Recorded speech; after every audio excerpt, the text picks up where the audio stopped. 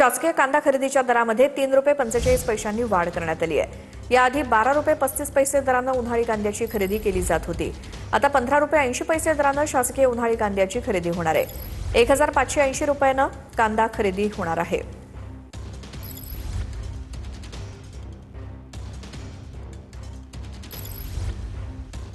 तर केंद्र सरकारच्या या निर्णयाचा विरोध करत रोहित पवारांनी 25 रुपये कांद्याला भाव देण्याची मागणी केली। पोस्ट बघूयात रोहित पवार यांची।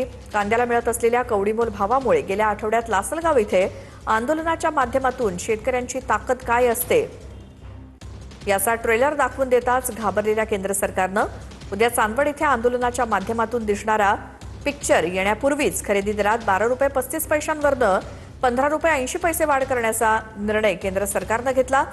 सरकार अद्यापही 12 आणि 15 रुपयातच खेळतंय। किमान 25 रुपये किलोनं खरेदी झाली पाहिजे।